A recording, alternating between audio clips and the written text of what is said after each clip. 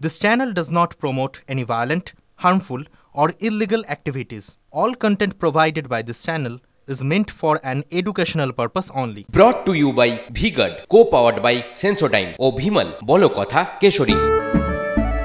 Associate sponsor Ultratech Cement, co-sponsor Shoptagiri University.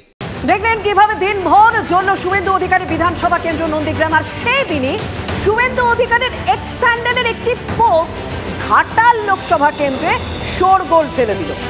গরু পাচারকারীদের সঙ্গে দেবের যোগ রয়েছে। ভোটের মুখে এরকমই তো বিতর্ক উস্কে দিলেন রাজ্যের বিরোধী দলনেতা। শুভেন্দুর পোস্টকে রীতিমতো হাতিয়ার করে আসারে ঘাটালের বিজেপি প্রার্থী হিরণ। ভোটের 48 ঘন্টা আগে ঘাটালে উত্তেজনার পারদ কয়েক গুণ বাড়িয়ে দিল এই পোস্ট।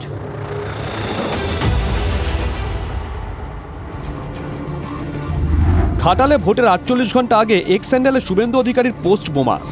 হ্যাঁ, বোমাই বলতে হচ্ছে। ঘাটালে তৃণমূল প্রার্থী দীপক অধিকারী মানে স্টার প্রার্থী দেবকে নিয়ে একটি ডায়েরির পাতার ছবি পোস্ট করে শুভেন্দুর দাবি,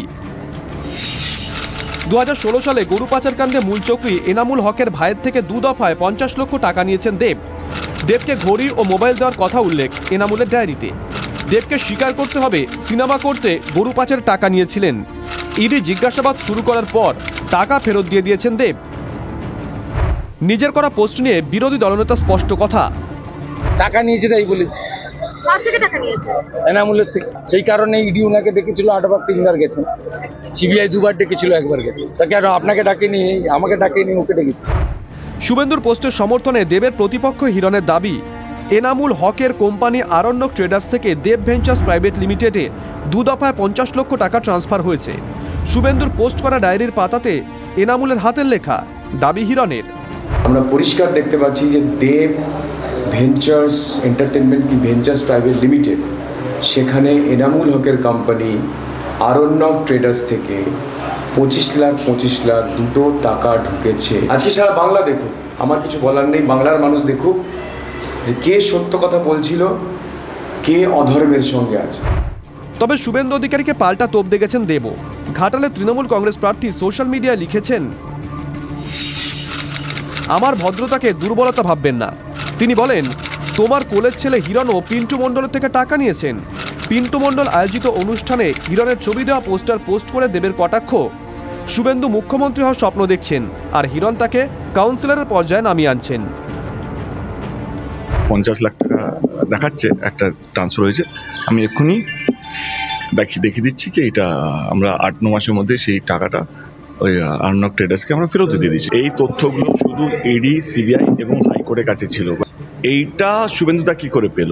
তার মানে কি শুভেন্দুদার সঙ্গে ইডি, সিবিআই ডাইরেক্ট লিঙ্ক আছে কি? যা ডকুমেন্ট এখান থেকে হচ্ছে ডাইরেক্টলি ওনারা কি একে পাঠিয়ে দিচ্ছেন? এটা আমার প্রশ্ন। ইডি, সিবিআই যথেষ্ট বুদ্ধি রাখে দেন শুভেন্দু অধিকারী। ওনারা যদি মনে হতো কি আমি যদি এর মধ্যে অ্যাকিউজ বা কালপ্রিট বা আমি গরু চুরির সঙ্গে যুক্ত, তাহলে এতক্ষণ আমি তোমাদের সঙ্গে ইন্টারভিউ দিতাম না। সম্প্রতি মেদিনীপুরের সভা থেকে শুভেন্দু অধিকারী হুঁশিয়ারি দিয়েছিলেন, ঘাটালের যিনি হিরো তাকে হিরণকে দিয়ে জিরো করবেন। 23 তারিখ সকালবেলা ঘাটালের প্রার্থীর সম্পর্কে এমন জিনিস ছাড়বেন যে তিনি ওই দিন আর ঘর থেকে বেরোবেন না। শুক্রবার হিরণের এক্স হ্যান্ডেলের শেয়ার করা একটি কল রেকর্ড ঘিরেও আলোড়ন পড়ে যায়। হিরণের দাবি, চাকরি দুর্নীতিতে জড়িত দেব। TV9 বাংলা অবশ্য ভাইরাল অডিওর সত্যতা যাচাই করেনি। এই অডিও নিয়ে বুধবার এফআইআর করেন দেব। তারপর বৃহস্পতিবার শুভেন্দুর এই পোস্ট এবং হিরণের হুঙ্কার, সব মিলিয়ে ভোটের মাত্র কয়েক ঘন্টা আগে ঘাটালের টক্কর সপ্তমে উঠেছে। অসীম ও Debabrata report, TV9 Bangla. Brought to you by Vigad, co-powered by Sensodyne o Bhimal, Bolo Kotha, Keshori. Associate sponsor Ultratech Cement, co-sponsor Shoptagiri University.